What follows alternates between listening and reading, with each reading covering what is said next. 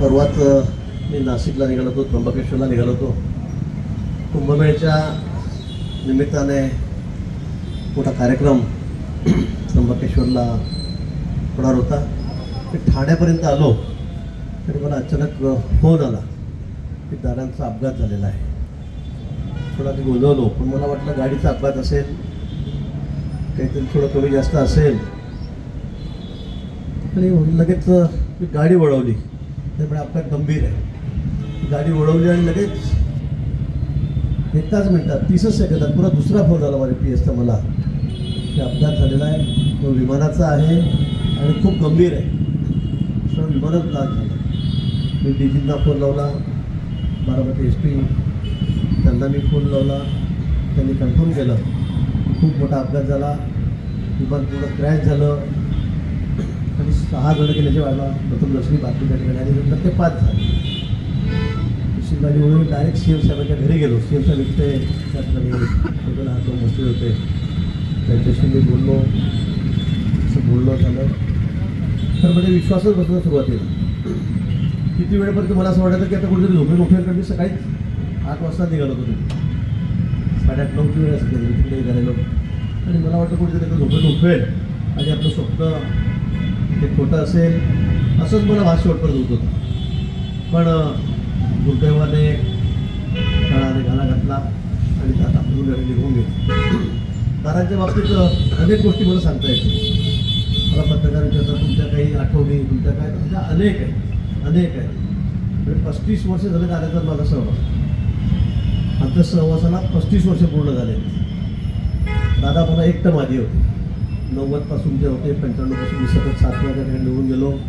पण खरं एक दिलदार मित्र, दिलदार नेता, रोखोक बोलणारा, वेळेचं बंधन पाळणारा, एक मिळते की न चुकवणारा असा एक आमचा नेता राज्याने खरं गमावलेला आहे. आपण सर्वांनी गमावलेला आहे, पवार कुटुंबियांनी गमावलेला आहे.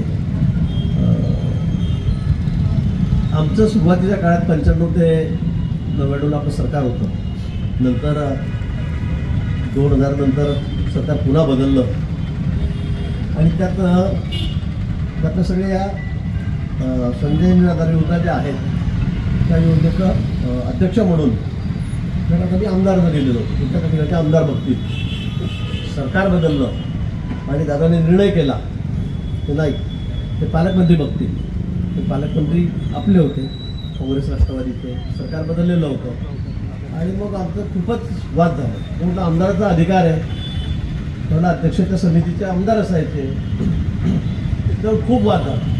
विधानसभा सुरू झाली त्याच्यात तो निर्णय घेतला आणि मग आम्ही फार एकदमच पेटलो की असं चालणार नाही, आमदारांना काही अधिकार आहेत की नाही. आणि म्हणून मग खूप खडाजंगी झाली. सभागृह 3 वेळा रद्द झालं आणि त्यानंतर पुन्हा सभागृह सुरू झालं.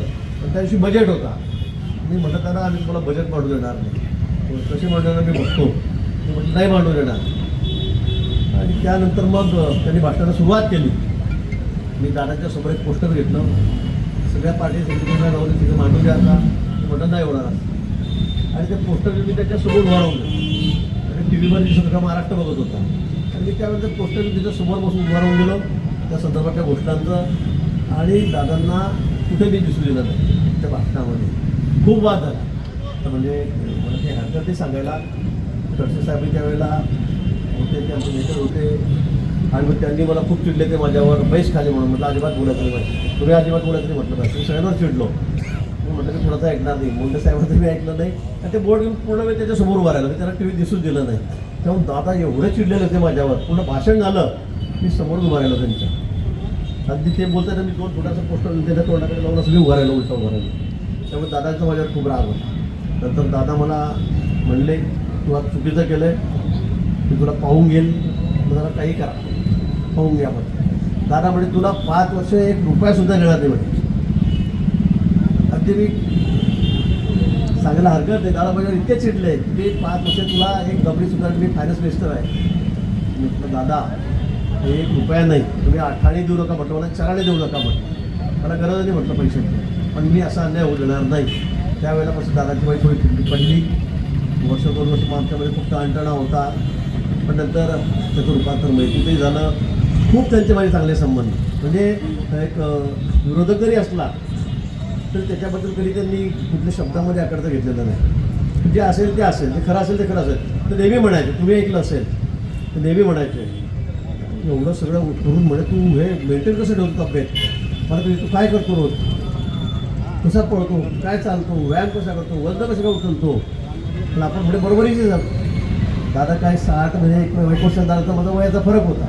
तर करतो कसं, आता विधानसभेत सुद्धा सांगायचं, वाचत ऐकलं असेल, गिरीश माझ्याकडे बघा, त्याच्या इकडे हात लावून मग दंडाला तो जीव घाबरतो म्हणे, असे त्याचे बायसेप आहे, असा तो व्यायाम करतो, असे वजन उचलतो. ते दादा विधानसभेत सांगायचे, मिटिंगमध्ये सुद्धा सांगायचे आमच्या, आणि पब्लिक मिटिंगमध्ये सुद्धा सांगा, भाषणं पण ऐका गिरीश, जाहीर भाषणं, गिरीश माझ्या बघा आमचा कसा पैलवानी करतो, कसे त्याचे दंड आहेत. म्हणजे हे दिलदार वृत्ती लागते सांगायला, त्याला मनाचा मोठेपणा लागतो. अनेक असे उदाहरणं आहेत, अनेक. आता परवाच जेव्हा शेवटची कॅबिनेट झाली, त्या कॅबिनेटमध्ये त्यांनी मला इतकं पिळलं, म्हणजे मी 2 मिनिट लेट गेलो, बसलो, तर कॅबिनेट परत थांबवली. थांबा, मला काही बोलायचं आहे. आणि ते मग माझ्याबद्दल बोलले, तुम्ही काय बोलले मी सांगणार नाही खरं म्हणजे. पण त्यांनी इतकं सगळ्यांना हसवलं. नंतर 3-4 वेळा पुन्हा असा विषय निघाला, 7-8 विषय होते, पण 3-4 विषयामध्ये त्यांनी माझं नाव घेतल्याशिवाय थांबतच नव्हतं. काही झालं की गिरीश, तुम्ही कोणत्याही मंत्र्यांना विचारा, राष्ट्रवादी काँग्रेसच्या मंत्र्यांना सुद्धा विचारा, ते सांगतील की बस गिरीश महाजन आणि दादा एकदा कॅबिनेट सुरू झाली की एकमेकांना असे ओढत होतं, सगळ्याच्या टांगा ओढायच्या, आणि दादा मला सोडतच नव्हते, कुठे सोडत नव्हतं.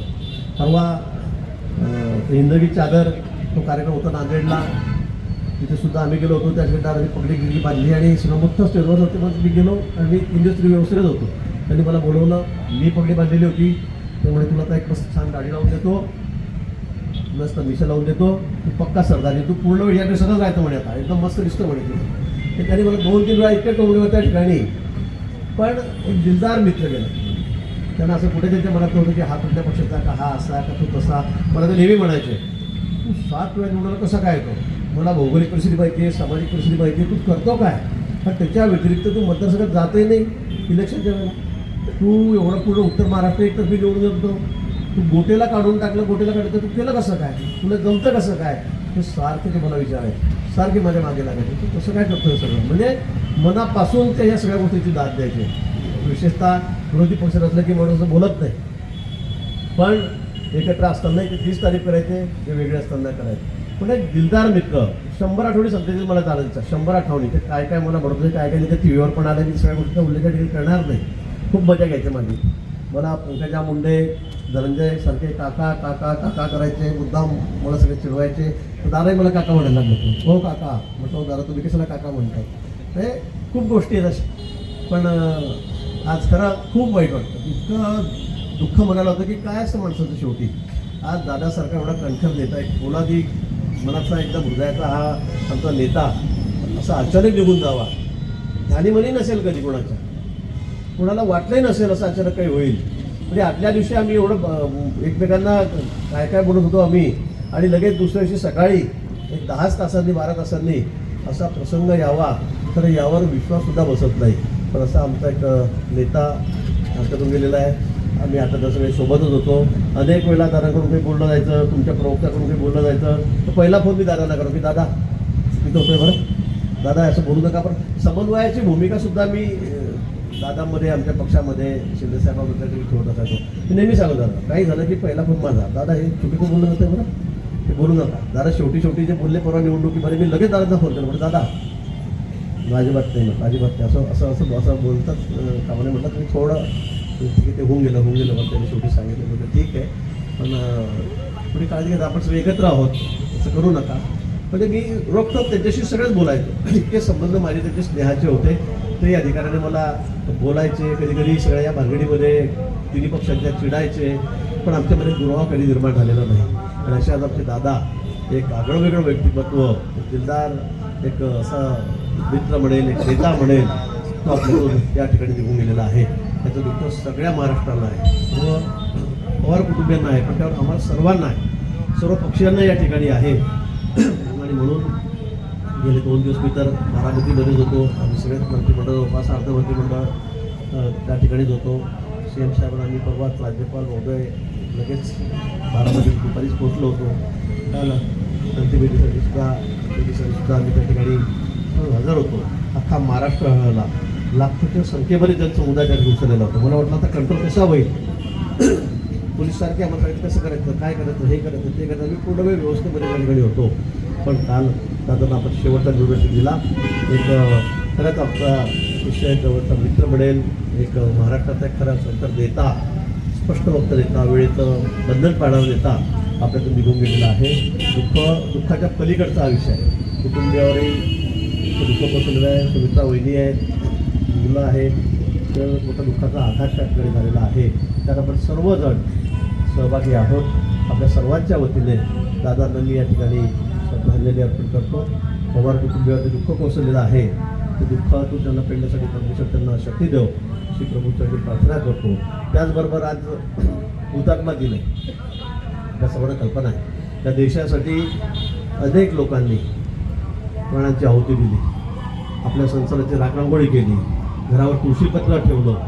अनेक क्रांतिकारक हसत हसत फासावर गेले. त्यांना स्मरण करण्याचा हा दिवस आहे. आज आपण या निमित्ताने सर्वांना आदरांजली अर्पण करूया. कार्यक्रम झाल्यावर मला वाटतं आपण सगळ्यांनी उभं राहून आपण 2 मिनिटं शांतता या ठिकाणी मौन पाळणार आहोत. दादांना आपण श्रद्धांजली द्यायची आहे आणि हुतात्मा दिनाच्या निमित्ताने आपण सर्व हुतात्मे जे आहेत त्यांनी देशासाठी सर्वस्व बलिदान दिलं, प्राण दिले, त्यांच्यासुद्धा आठवण करण्याचा हा दिवस आहे.